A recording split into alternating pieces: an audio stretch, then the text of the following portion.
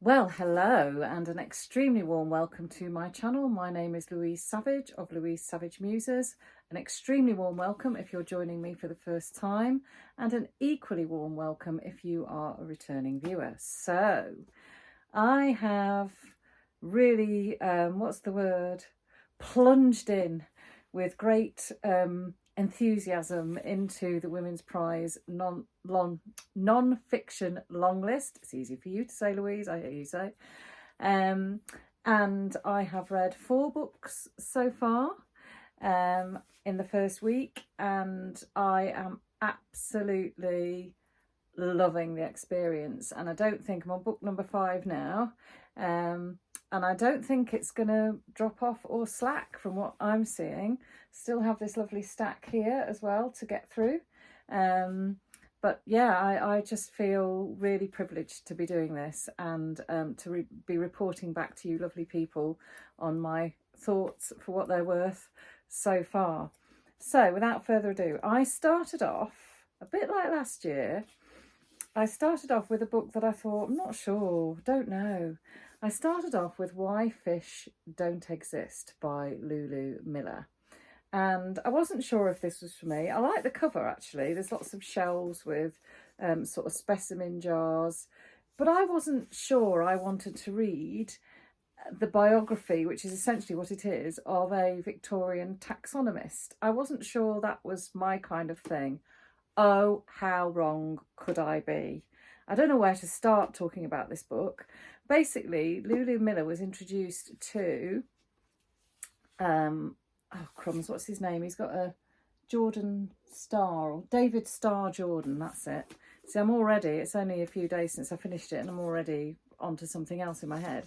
So the man that this biography is about is called David Starr Jordan. Hopefully I'll get that right as I'm talking about him.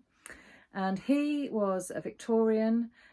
He grew up with his parents who were actively discouraging him from taking an interest in nature, which he clearly loved from a very early age. He really got into botany and studying plants, and his parents didn't really approve. But despite their discouragement, he then turned to thinking about fish, and he gradually becomes this expert on fish. He collects thousands of specimens of fish, and he has them in jars, pickled, whatever, preserved, so that they can be studied and recorded, which is what taxonomy is. It's the process of labelling different species as you find them. And Lulu Miller is introduced to this man's personality through her father. So this is also partially the story of Lulu's relationship with her own father and her own sort of struggles, if you like, in life. And her father introduced her to this idea that we're all battling against chaos, that basically the world is completely chaotic. And her father really revered David Starr Jordan, because he'd collected all these thousands of samples, and then in the San Francisco earthquake, I hope I've got that right, in the 1850s, his entire collection of specimens was just smashed and shattered to pieces in this earthquake. And instead of and all the labels have come off, because in those days you used to label the jar rather than labeling the specimen. So there are all the lab is described with all these fish and specimen jars all smashed and decaying. And David Starr Jordan manages to set up this system of kind of keeping the water flowing, trying to preserve these specimens as long as possible, and manages to, rather than just giving up, which I think is what most people would do, he manages to retrieve some of them. Now, lots of them are lost forever because he can't remember which is which, because there's so many of them. So it's only when the label survives, or when he can remember what the specimen actually is, that he manages to restore the label. And he then invents this way of labelling the fish by actually attaching the label to the fish rather than the jar. So he kind of invented that system. Anyway, I hope you're still with me, because I feel like I'm just going on and on and on. Anyway, all of that was fascinating, but it was more, you know, I really enjoyed all that. But he is such a fascinating person, because Lulu Miller clearly really admires him until she starts digging deeper into his life. He becomes the first director of Stanford University. That's all very interesting. But equally, he becomes involved in the concept of eugenics. And I found all of that really intriguing. The American attitude towards eugenics. Of course, who was the first person who wrote about eugenics? A Brit. I didn't know that. It doesn't surprise me. But, you know, there we go. So he became a big proponent of eugenics. I hadn't realised that there was this massive sterilisation program in America, which is still to this day enshrined in law. The law has not been repealed. So this book kind of exposes British and American hypocrisy, if you like, towards the concept of eugenics. And I found that, again, equally interesting. So there were just so many avenues, and also Lulu Miller's own personal story. Now, in addition to all of that, the book is illustrated with these fantastic woodcuts. They really are utterly stunning. And I'm trying to remember the name of the illustrator, because I really want to share the name with you, but I need my glasses. Where are they? On the floor, Louise. Cover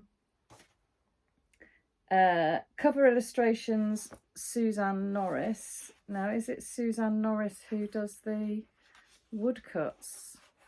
It ought to be easy. Why isn't it easier to find this information out? Because one of the things that impressed me about the illustrations, while I'm trying to find out the name of the illustrator, and I think I'm going to fail her and you, let you down by not finding it. There we are. So the illustrator is called Kate Samworth. Now, the thing about the illustrations is that it's very clear that Kate has read the book. Sometimes I find with covers and illustrations that it looks to me like the person who's illustrated them has never actually read the text. But the illustrations demonstrate that the illustrator has absolutely understood this text and what's important in it, and I thought that really enriched it as well. Now, I know that shouldn't affect my attitude towards it in terms of whether I feel it should be a shortlisted book or not, but the other thing that I really enjoyed, and occasionally didn't, but it didn't matter, was Lulu Miller's writing style. She writes in this kind of slightly over-familiar, very conversational style. But I loved it, you know. So she's writing about this very sort of stern Victorian man with a walrus moustache, but she's telling us his story in this sort of slightly over familiar, very contemporary voice. And I don't know why, it just worked really, really well. So there's so much to commend in this book. And as I say, I didn't think this was going to be for me, but it's very much a for me book. I read it in 2 sittings because I couldn't put it down. Now there's a recommendation. And then the next book I picked up was, I thought, well, I'll take a heftier one because that was quite a light book and I'm thinking about balancing my time.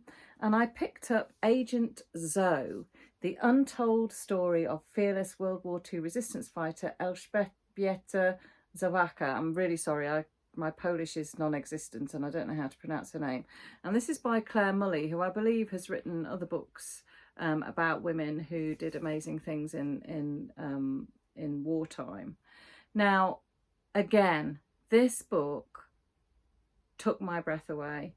I didn't know anything really about the Polish resistance. You hear a lot about the French resistance and so on in the Second World War. But this woman, Agent Zoe, she grew up in sort of northern Poland in a small city, big town. And she was one of 8 children and she was really good at maths. You know, she was a really good student. She became a teacher, and she was growing up in the Prussian annexed part of Poland at the time. So therefore, she grew up as a fluent German speaker. German was her first language. And therefore, I suppose, during the war, that became incredibly useful, the fact that she could pass as a German citizen because her German was so authentic. And she was very much, she was into sort of her sport, and she joined various organisations where women would go off and do interesting things, sort of scouting type organisations. And then when the war broke out, she joined the PWK, the Polish resistance movement, which was the biggest resistance movement in the war. And I had no idea about that. So what Clare Mulley, I'm just checking the names, what Clare Mulley does brilliantly in this book is, through this woman and her activities during the Second World War and after and subsequently, Clare Mulley actually tells the story of Poland during the Second World War. And this book is filled with the most wonderful cast of characters, the majority of whom, not all, but the majority of whom are women, all doing equally brave and daring things. And Agent Zoe, or Zoe, as I want to call her, she was travelling back and forth across borders all the way through the Second World War, carrying documents and money behind enemy lines. I mean, the bravery of this woman. She was getting on and off trains, she was walking miles, every method of transport you could possibly think of she was using. So this is like the most rip-roaring adventure story, except that it's true. And her biggest journey was to take, she took a sort of microfiche all wound up, which had so much information about, you know, German boats, about German troop movements, like masses and masses of information, which really helped to sort of counteract what the Germans were trying to do. It allowed the British to be one step ahead, because she took this information from Poland through France, through Spain, and then she boarded a ship in Spain, a troop ship, and got from Spain to London. When she arrived in London, she thought she was in Bristol. She was actually in Liverpool. I mean, it's just, the whole thing was extraordinary. And, you know, at one point when she gets to the Pyrenees, she has to cross the Pyrenees on foot in March. It's freezing, the snow. She has to have 3 attempts. On the second attempt, they encounter a Nazi outpost. I mean, you just could not make this stuff up. And this woman is indomitable. She earns the respect of the men around her, and she arrives in London. And then once she's in London, the only way to get her back to Poland quickly is to actually parachute her. So she goes up to Scotland and learns how to parachute, and you get the account of that. It's absolutely stunning. So, and I loved, she gives accounts of wartime Paris and wartime London, and compares them to occupied Warsaw, which she's very familiar with. And she's really shocked at how blasé and laid back the British are about their agents, and the Poles, actually, the Polish men who are working in London to support the agents. She's just horrified at how you know, they're working 9 to 5, and she's used to sort of staying up all night. I mean, there's one description where she stays up all night with some friends gluing banknotes into the inside of a suitcase so they can put a false lining on and transport this money. Yeah, so sorry, I'm getting a bit breathless, but I'm just so passionate about this book. And but it's not just those stories. It's the fact that after the war, of course, the Poles are just completely betrayed. They're overrun by the Nazis. Then they're betrayed by the USSR, who claim to be their allies, but actually really just want a huge slice of Polish territory, which they take. after the war. Also the despicable, really, dithering of our own government, that we don't go in to support them when there's the uprising, the Warsaw Uprising. We just leave these thousands and thousands of Poles to kind of just be slaughtered. It's deeply shocking, and I'm sure it's complex. I know that. I don't want to appear to be too simplistic about it, and Clare Mulley isn't simplistic about it either. But it is deeply shocking when you read it from the Polish perspective. And then, having done all those amazing things and being awarded all sorts of recognition, she's imprisoned by the communist government, and because they are critical of the resistance, because they're frightened of them. They think that they might stand up again and sort of expose the limitations of communism. And the other thing that she did, as she was a feminist to the core, in that she worked tirelessly till the end of her life. She lived, I think, certainly into her late 80s, possibly into her early 90s. In fact, I think she did. I think she turned 90. So she only died in the late 80s, early 90s. But she worked tirelessly to try to get proper recognition for the services of women in the in Poland, in the Polish resistance, and to ensure that women could become fully functioning members of the Polish army. So yeah, what a woman. And she wasn't, Clare Mulley tells this story warts and all. She exposes her weaknesses as well as her strengths. It's a very fair biography from what I can gather, and it's not like reading biography. I think Clare Mulley's achievement is that she tells this huge sweep of history, and through focusing on one woman's life manages to tell the story essentially of a whole country. And I just think it's a masterpiece. There we are. And then from that to Jenni Fagan's Ootlin. Now, Jenni Fagan is a novelist. I read Luck and Booth not that long ago, a really extraordinary book, and boy can she write. I mean, her writing is beautiful, but this is her memoir. Oh my goodness, if you want to read this book, which I urge you to do, it comes with 1,000,001 trigger warnings, because you need a hanky, and not in a maudlin way. Her life story is brutal. And this memoir originally was it stems out of a suicide note that Jenni Fagan left 20 odd years ago. And she never destroyed it. She took a long time writing this suicide note. It was basically the story of her life that far and to that point. And she the text is locked away, and she's come back to it as an older woman. She's not old, as an older woman, and she spent the last few years revising it and improving it so that it could become the book that I'm holding in my hand here.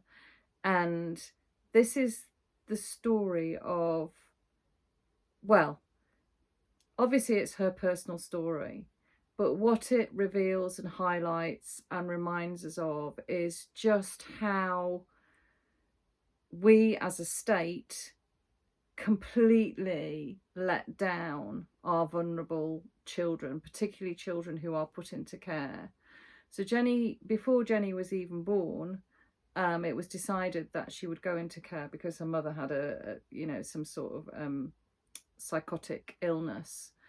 And so Jenni Fagan applied for the release of all her notes, all her social care notes, medical notes. So the book is really informed as well by all of these reams and reams and reams of paper reports that she has on herself as a young person. And it became evident even when she started looking at these documents. There are the first few months of her life. She was adopted by the state from the moment she was born, and there is no record of where she was for the first few months of her life, which is pretty shocking and frightening in its own right. And then she moves from one foster family to another foster family to another foster family to another foster family, and in pretty much all, I mean, she's moved 20 odd times by the time she's, I don't know how old, and in pretty much every single case, every single household she moves to, they're not really appropriate places for a young girl to be placed. And so she, by the time she's groomed, she starts taking drugs at a very young age. She knows from quite early on that she's lesbian, but she's forced and pressured into these sexual relationships with men. She's exploited. I mean, it's such a raw and honest account of her life, and it's written so cleverly. She writes that there's a lot of dialogue in here. So in the dialogue, obviously, she's referred to as in the third person, and she also writes quite a lot of it in the present tense. And the impact that has on the reader is that it feels so immediate. You feel like you're in the room with these people talking. And it might be a conversation that she has with friends. She's very badly bullied because often she's sent to school in inappropriate clothing because of the households that she's living in, or what have you. Quite often she might be moved from one place to another, but it's decided that she needs to stay at the same school, so she's travelling miles and miles and miles to get an education. And actually, largely speaking, school relatively is quite a safe place for her. She's a very bright girl, and she discovers a love of writing because for quite a long time she pretty much loses her voice, her ability to kind of speak up for herself or speak and communicate. And she finds that she can communicate better through writing than any other method. So, it's, you don't know whether it's chicken and egg, whether that would have happened anyway, or whether it's partly to do with her circumstances. So she becomes fascinated by narrative. And it just, I mean, as a teacher, over the years, every school I've ever worked at, there have been cases of like this where looked after children have been neglected or become embroiled in some sort of awful social situation. So I know, this book is very close to my heart and rings incredibly true, sadly, from my own experience of young people in this country. I don't, surely we should be able to get this right.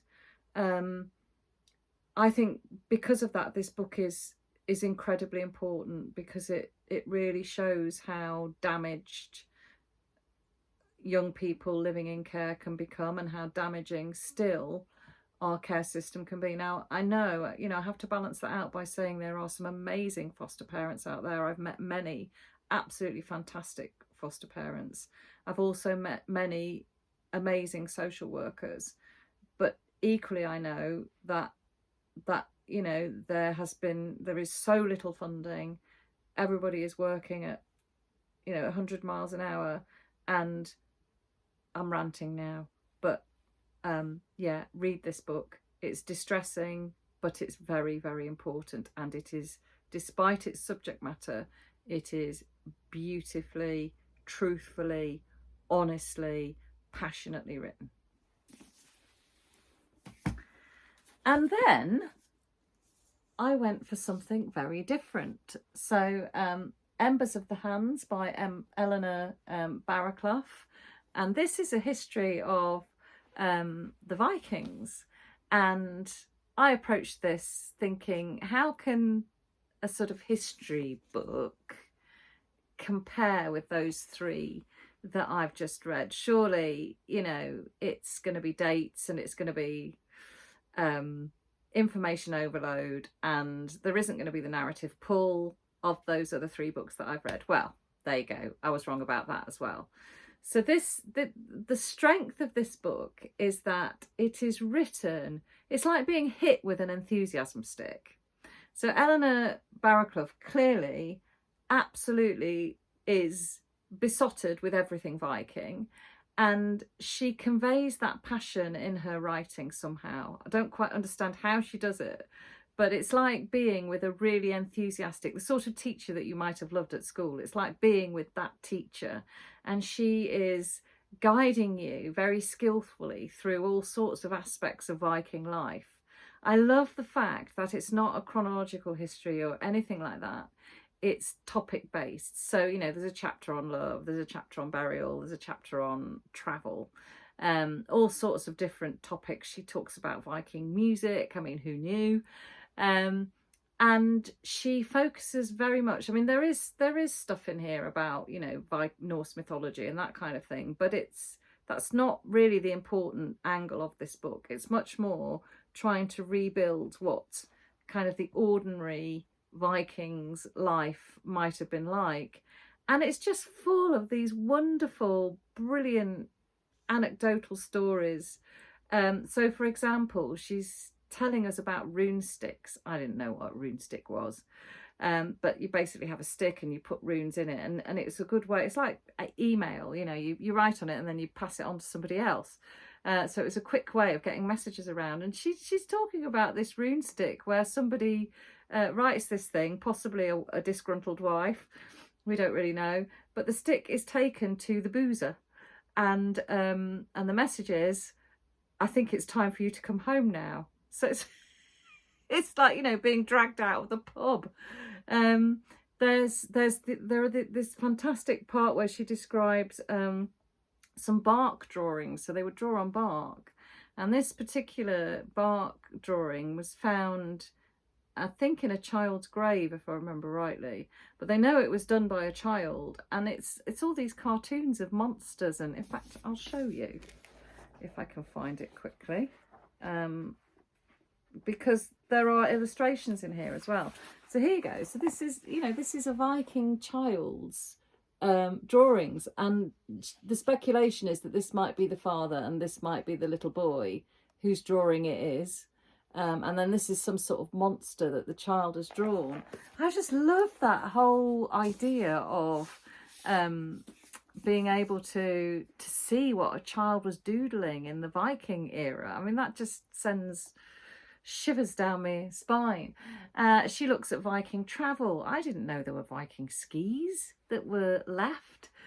She talks about some example of a Viking object that turns up in Istanbul. So, you know, the Vikings were obviously travelling an awful lot further than I had any sense that they were doing.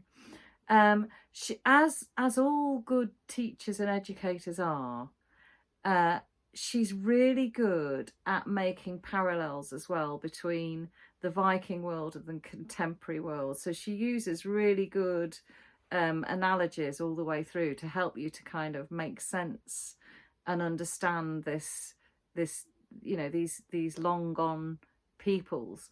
So yeah, I found this really entertaining, really interesting, and again, I commend it to you.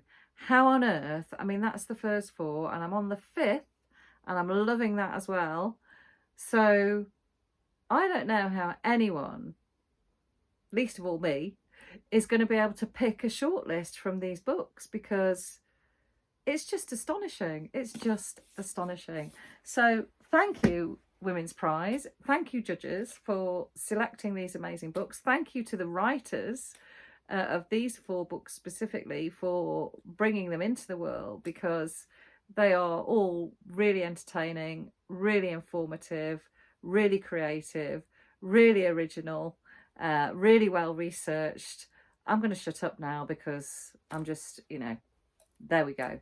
So please let me know down below whether you've read any of these books, what your opinions of them are are you reading other books that I've yet to encounter on this long list, and how are you feeling about them? I really enjoyed it last week when all the excitement around the announcement and people saying, I'm going to head to this one first and I'm going to head to that one first. And I did say, put in the comments below what you think I should read next. It's impossible because you're all suggesting different things. So whichever one I choose, I'm going to have offended somebody. So I'm just going to plough on in my own way in terms of maybe picking a hefty one and then maybe a lighter one and I don't know. Anyway, I'm loving it and I hope you're loving it too. And please take care. And yeah, sending lots of reading joy out into the ether. Take care, everybody. Bye.